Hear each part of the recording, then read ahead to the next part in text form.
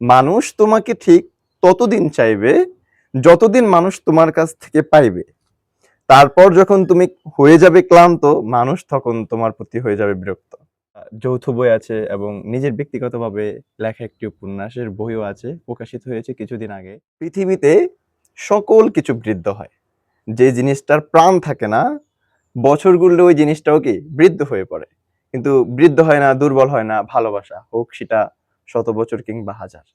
দর্শক স্বাগতম আমার একটি সংবাদে যুক্ত আছি আমি আব্দুল হাদ এবং আমাদের সঙ্গে আজকে অতিথি হিসেবে আছেন সাইফুল ইসলাম ফরাজি। সাইফুল ইসলাম ফরাজি কে, কেনই বা তাকে আমার একটি সংবাদের আজকের আয়োজনে যুক্ত করা হয়েছে, আমরা কথা বলবো সাইফুল ইসলাম ফরাজির সঙ্গে। আসসালামু আলাইকুম। ওয়ালাইকুম আসসালাম। সাইফুল ইসলাম ফরাজি, কেমন আছেন আপনি? আলহামদুলিল্লাহ, আমি ভালো আছি। আপনি ভালো আছেন? জি আলহামদুলিল্লাহ ভালো আছি।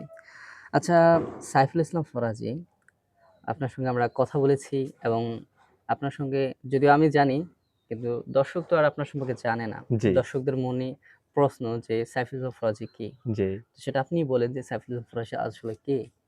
আসলে সাইফুল ইসলাম পড়া যেটা হচ্ছে, এই যে আপনারা যাকে এখানে বসে থাকতে দেখছেন, আমি হচ্ছে সে ব্যক্তি আরকি। তো আসলে আমার পরিচয় হচ্ছে যে আমি ছোট থেকেই লেখালেখি করি, কবিতা লিখি, গল্প লিখি, উপন্যাস বা প্রবন্ধ যেটাকে বলেন। তো ছোট থেকেই লেখালেখি শুরু করেছি।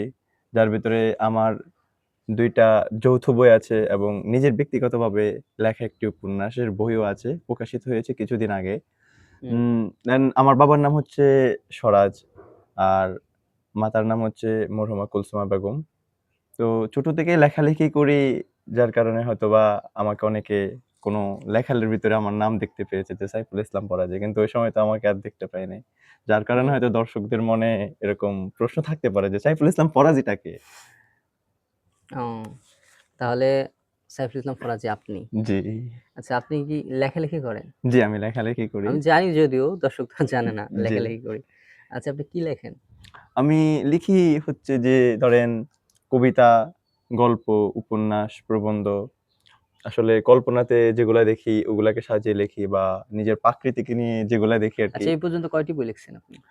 এ পর্যন্ত লিখেছি ৩ টি বই। ৩ টির ভিতরে ২ টি হচ্ছে যৌথ বই। হ্যাঁ, যৌথ বই। আর ১ টি হচ্ছে আমার নিজের লেখা ব্যক্তিগত উপন্যাসের বই ও আরকি। যৌথ বলতে আর কি যৌথ বলতে কিরকম আরকি? অ যৌথ আরে বলতে অনেকেরই কবিতা আছে হ্যাঁ, সেখানে হ্যাঁ। আপনার একটা কবিতা স্থান হ্যাঁ, পেয়েছে হ্যাঁ। জি, এরকম। জি এরকম। আর ৩য় নাম্বার বইটি আপনার, জি, জি। ৩য় বইটি একক। একক, একক। ওটা হচ্ছে সেটি হলো উপন্যাস কবিতার আরকি। বই নাকি? না ওটা উপন্যাসের বই। উপন্যাসের বই। জি। ও আচ্ছা উপন্যাসের বই, আচ্ছা সেই বইটা আমি পড়েছি। সেই বইটার নাম হলো ফরাজি। ফরাজি। ফরাজি আচ্ছা এই বইটার নাম ফরাজি কেন? আসলে বইটার নাম ফরাজি রাখার কারণ হচ্ছে এই উপন্যাসটা হচ্ছে আমার নিজেকে নিয়ে লেখা। যে নিজের ব্যক্তিগত জীবনে এবং বাস্তবিক বা কাল্পনিক সব মিলিয়ে কি এই হুম, উপন্যাসটা লেখা। তো এই উপন্যাসের ভিতরে মেইন ক্যারেক্টার যে আরকি, হুম, আসলে এটা তো উপন্যাস ক্যারেক্টার থাকে। তো এই হুম, মেইন ক্যারেক্টারের নাম হচ্ছে ফরাজি। যাতে ধরেন ফরাজিটা আমি। হুম, হুম, তো হচ্ছে আমার নিজের জীবন নিয়ে লেখা, তারপরে হচ্ছে মেইন ক্যারেক্টারের নাম হচ্ছে এখানে ফরাজি। হুম। তো এজন্যই মূলত হচ্ছে উপন্যাসের নামটা ফরাজি দেওয়া হয়েছে। ফরাজি আচ্ছা এই বইয়ের ভিতরে ফরাজির ভিতরে আপনি তো মেইন ক্যারেক্টার। জি, যেটাকে বলা হয় নায়ক। আপনি নায়ক। আপনি হলেন নায়ক। আর হ্যাঁ। আরো তো ক্যারেক্টার আছে। জি, জি। অনেকেই তো আরো সম্পৃক্ত আছে। কারণ একটা উপন্যাস তো আর একজন দিয়া একজন দিয়ে সম্ভব হয় না। সম্ভব হ্যাঁ, হয় না। হ্যাঁ। এজন্য বাকিদেরকে কাদেরকে নিয়ে আরকি কোন দিকে এই আ উপন্যাসটা ধাবিত হয়েছে? উপন্যাসটা ধাবিত হচ্ছে যে উপন্যাসটার বাকি যে মানে পার্টগুলা আছে হয়তোবা পাঠক-পাঠিকারা পড়লে বুঝতে পারবেন। বনলতা, তারপরে রিহান আরো অনেকে আছে।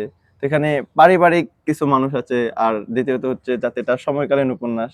হুম, তো আমার জীবনের মানে চলার পথে যাদের সাথে আমার পরিচয় হয়েছে বা যাদের সাথে আমার সম্পর্কটা ভালো হয়েছে বা আমার জীবনের ঘটে যাওয়া কিছু ঘটনা, ওই দিক দিয়ে আরকি উপন্যাসটার ভিতরে ওই ক্যারেক্টার গুলা লেখা হয়েছে।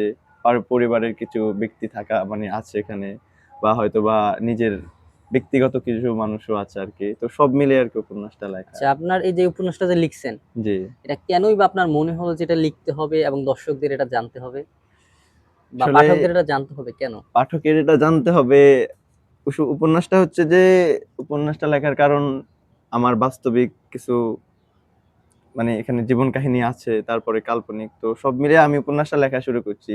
বর্তমানে ধরেন এই উপন্যাসটা লিখতে আমার ২ বছর সময় লেগেছে। হুম, তো উপন্যাসটা লিখতে, লিখতে এক পর্যায়ে মানে আমার নিজের কাছেই ভালো লেগে যায়।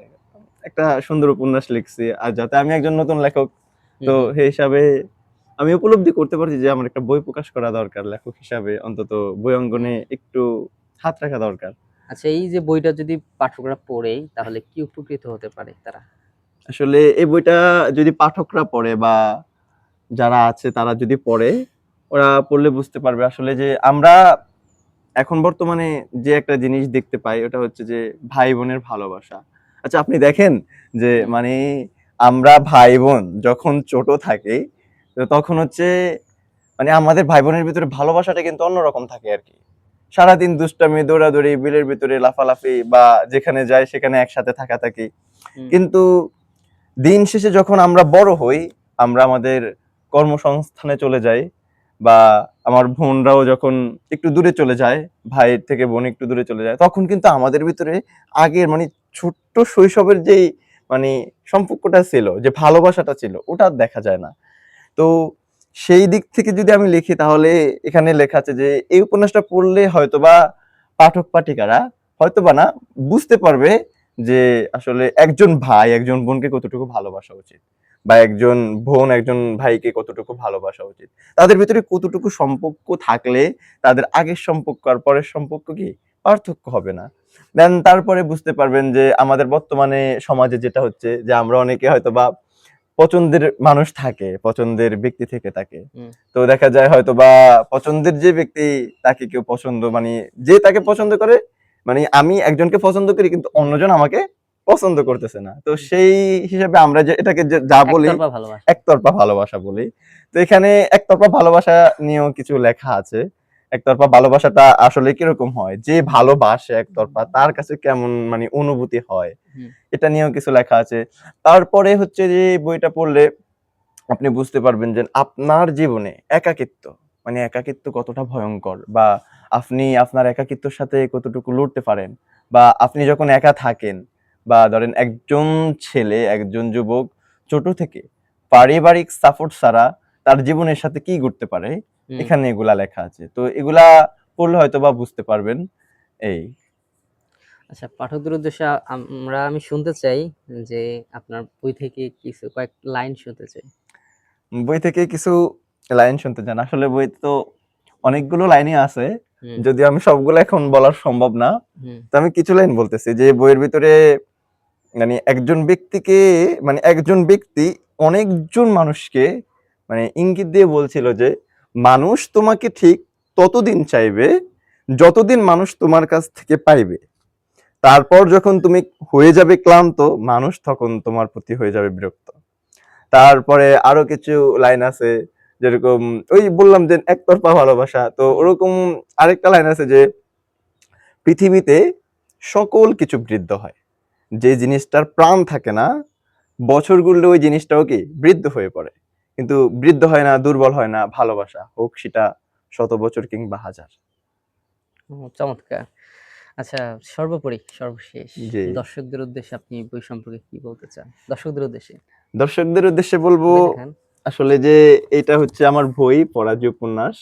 এখানে লেখাই আছে পরাজি লেখক, আমার নাম মানে লেখক হিসেবে লেখা আছে। হুম। তো এই বইটা আসলে আমি নতুন লেখক হিসাবে আপনাদের কাছে হয়তোবা অনুরোধ থাকবে যে আমার নতুন লেখক হিসাবে আমার নতুন বইটা আপনারা সবাই পড়বেন, এবং আশা করি সবার কাছে ভালো লাগবে। বইটি পড়ে আপনারা অনুপ্রাণিত হতে পারবেন।